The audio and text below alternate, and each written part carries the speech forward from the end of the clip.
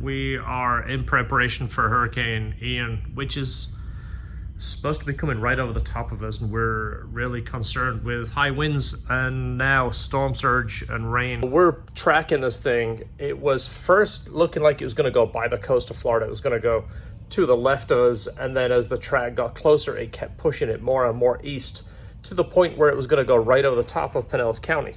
This eye was 3 times the size of Pinellas County. It would have just wiped us out. Anyway, we evacuated. George stayed put. Where I live, I'm low lying. I had to evacuate. Your phones are going off. It sounds like the World War III is going on. Your phones are making a noise everywhere you go. The warning you got to evacuate. So just for a perspective, I just want Sebastian to stand next to this sign. Look at that. That's saying what the storm surge could be. Tiff, how tall are you, buddy? I'm 4'10". 4'10". So that sign was as tall as him. So that's kind of what we were. Obviously, that's way extreme, but that's the kind of thing that goes through your mind. Luckily, we don't carry a ton of inventory. Motors, anything. I mean, most of this stuff, we don't want it to get wet, but it can get wet. It's not the end of the world. This is a junk motor. This is a mock-up motor. That one is too. That's a mock-up motor, so nothing really of high value. These are t-shirts, a few bits and pieces. We put the Porsche up on the dyno. This is about 2 feet above the ground, so fingers crossed we don't get any water, but if we get an inch or 2 or 3 or 4, hopefully we're good here. Sebastian CRX, we don't have enough jack stands. S2000, same thing. It's the only set of jack stands that we had. I gave the last set away, I think, when we're gonna lift. So we're headed out in the truck. My wife has already gone in her car, basically filled both vehicles as much as we could with the stuff that we were taking, and you know, get them away from flood areas. We don't want anything to happen to the cars. So we're hunkering down at my sister-in-law's. They're high ground. I think they're like 60 feet above sea level, something like that. So, well, fortunately, it looks like it's making landfall south of us. As much as nobody wants to deal with it, nobody wants to wish it on anybody else either. But it has to go somewhere.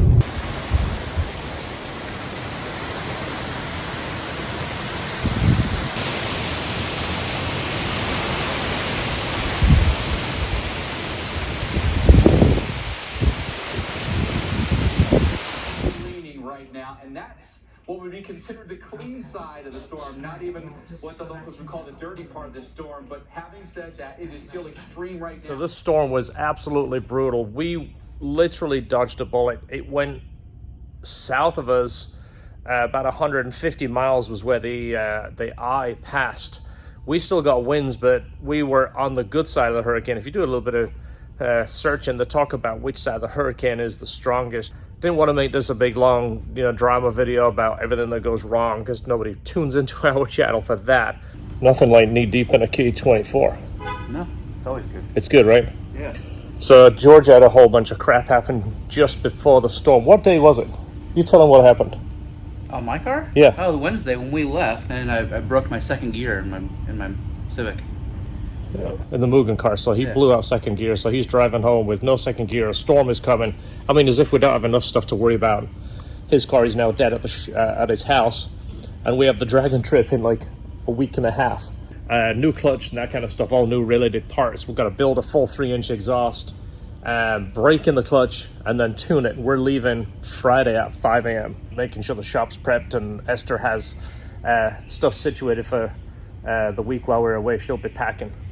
Talking of packing, the shipping went up this weekend $1 pretty much. So I think we got 15 orders in there, so we literally lost $1 on every order.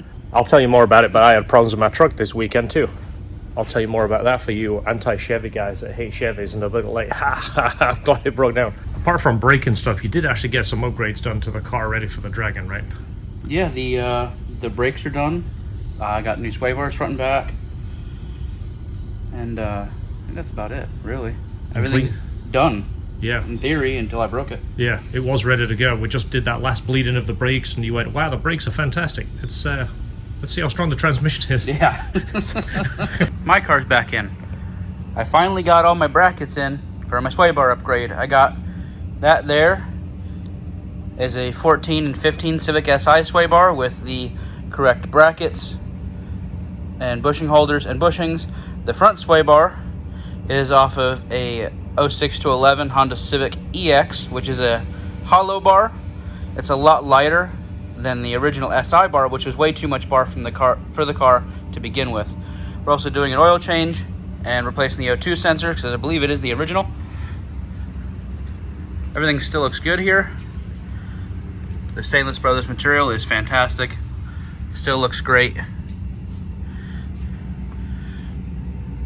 Turbo kit's still good. Everything up in here is holding up awesome. This is about a 2-year checkup on the car now. Did it one time before the Dragon last year, and again now. So looking everything over, we'll get the sway bars on, get the oil changed. I might do something with the brakes. We'll see if I have time or the correct material. If not, I do need to replace them. These are the same brakes I had on at the track, and they're not too happy. So there's the car, finally on the lift again. Finally got my parts. All right, the front sway bar is on. Remember, this is off of an 06 to 11 EX Coupe or sedan.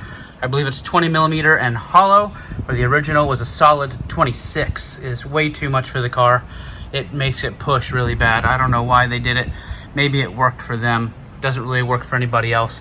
I got the rear sway bar out and the factory 014-15 brackets in. Shouldn't shoot towards the door there, but they're in. Gonna get the sway bar on now. All right, so here's the two different sway bars. They don't really look a lot different on camera, but that one there is 19 millimeter. This one's like 14. So I guess it's not a huge difference, but it's supposed to feel like a huge difference in the car. This is off of a 2014 or 15 Honda Civic SI Coupe or sedan. So over here,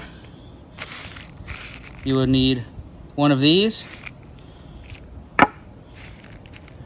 and one of these, two of these, and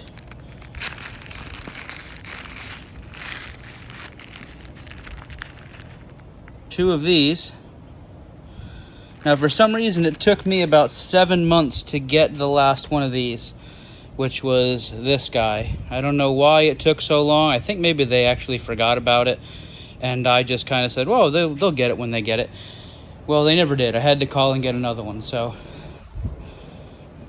if you order this stuff for your car, it may take a while, it may not. Let's get this stuff bolted on here.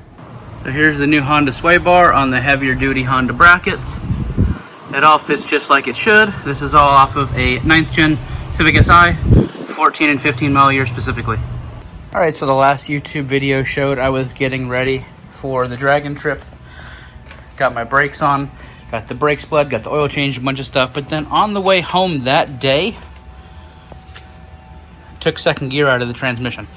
So I need to pull the whole car apart now, try and find a transmission, try and get it back together. Well, I'll start by pulling the car apart now and hope for the best, because it is Thursday and tomorrow being Friday, and then the Friday after that we're supposed to be driving. All right, subframe's out.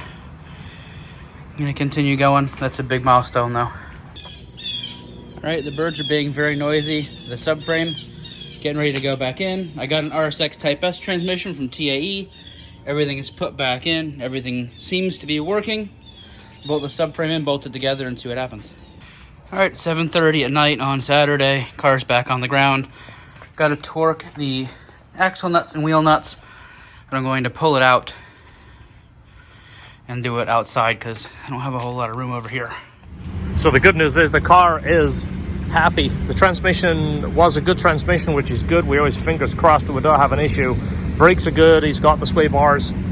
Everything is ready to go. So it's been stressful for all of us. I mean, the last thing George wanted to do is pull his car apart just after the hurricane passed. Luckily, we didn't get a hit, but we do have a bunch of brush and stuff to deal with. And doing this last minute in the garage is never ideal, but he did it. Give George some props when you see him at the Dragon. He's going to be driving this 10 hours to the Dragon, and then we're going to be spending a week up there. We're all really going to need this car vacation. The CRX still needs to be washed, and I might do an oil change because it hasn't had an oil change since the motor came out of Bert's car. So it's probably a good idea to do that. You did an oil change on your car just this last thing. You put an O2 sensor in. Because most of us will put more miles on our car this trip than we have all year. Yeah. I have 1,800 miles on my car this year. It's kind of the same with me. I think I've got 200 miles on the CRX, and that includes driving to Bradenton to get the alignment. So when you do a few hundred miles up there, drive around a few hundred miles, we'll probably do 2,200 to 2,500 miles this trip. Yeah, I think that's what we did that last trip. Yeah. It's going to be fun though. We do still plan to do a video of things to look at, kind of like here's things to visit. We're going to be doing a bunch of them, and I'll tell you what days we're doing it if you want to meet up with us there. Wire Road is one of my favorites. That's with the river that George and I throw rocks in, and Mike hides behind a tree because he don't want to do it. And Jeff made a little pyramid of stones. And then there is Cherry Hollow Skyway, which it's okay, but we always do it. That's usually what we do when we do the Dragon. We do it all in one go. We do the Dragon, it's at the other end of the Dragon from where we are. It's a long loop. There's a name for it that our locals give it, but you go over the Dragon, and then you head through past all the lakes, and then down a highway, and then you hit Cherry Hollow from the backside, and then go back around to... Then that federal road, it's like the road that goes on the outside of the mountain. Yeah, we do that like right before you get on Cherry Hollow. Okay. That's in Tellico Plains. That's it, yeah. And then we'll go to that little barbecue place. And then there is two other places that want to go. One is Bridal Vale Falls, which is kind of like you can put the car behind the water and you see the water dropping. I'm going to do a full video on this, so if you're interested, look out for that. It'll be called Dragon Video Prep. No, it won't be. I already did that one. Yeah, the prep is what we're doing to the cars. But yeah. Things to see at the Dragon, it'll be called, something like that. Yeah. And then we'll just tell you based on what we've seen. There's a whole bunch of other stuff up there. The Dragon is cool, but once you've done the Dragon, then you want to drive around and see some scenery. Yes, the Dragon's very tourist. Everything else is just enjoyable. As fun, if not more. Yeah, it really is. It's fantastic. So we'll talk more on that in the next video. I'll show you details, I'll show you pictures, I'll show you maps, that kind of thing. And of course, the 8th is the main meet. They're going to be doing a meet on the 9th too at Fontana Dam. So there's going to be a 2-day meet, but the first meet will be probably the big one, which is October 8th. I think the one on the 9th is more for driving. Yeah, they'll meet together and do like a so many car train drive somewhere. Yeah, so that's something good too, because there's a lot of those local guys, they know the road. So if you want to go on a drive, meet up with those guys, they'll take you on their drive too. But we'll be there for a week. I'm sure we'll see some of you guys. If you do see us, don't be shy, say hi. Yeah. We talk cars. If you're a car guy, we will talk to you. I mean, it's something we do. We are definitely easy to approach, so don't feel like, hey, I see those guys over there, I don't want to say hi. The big question everybody is asking is, did you get an iPhone 14 after having all those phone problems pulling out the ECU out of the silver EP3? It's super sparkly. iPhone 14, a whole bunch of sparkles on the back, and that stupid pop socket thing. I love the pop socket. Plus it comes off. I would file that off immediately. There you go. So when I don't want to, it's optional. It's super optional. So does it do anything that special? Yeah, it takes great pictures. You know what? If you had an Android, it would do so much more. And it shows me where I am in the world. Look at that. Sorry, see? I can't really zoom in, but it says, look. So in case all of those wanted to know where we were in the hurricane, that's where we are. Really right there. Nice. So a lot of people are like, make sure Esther gets an iPhone 14 after fighting that ECU, and she did. I did. She did. I did. You're welcome. I fought it, but I won. I know you did. You did. I felt so bad because when I went over there and put the ECU in out of Jeff's car, if you knew where the bolts were, it's 10 times faster. Yeah, well, it really wasn't the bolts. And those clips sucked. Those clips are the worst. And I'm like... Yeah. I mean, squeezing those clips and then you got to kind of rock them. Yeah. They were stiff and they didn't want to come out. They didn't want to go back in. So I feel for you. I felt bad sending you out there. It's okay. But you did it. I did. And we're working on it. I liked it. I beat it. You did. I won. You did. You won and you got an iPhone 14 Pro out of it. But we'll see you there. Thanks for watching and seeing this video. Don't forget, enjoy your cars. Build your motors. Don't break second gear. No. Don't have a wiring problem in your truck. No. And stay safe.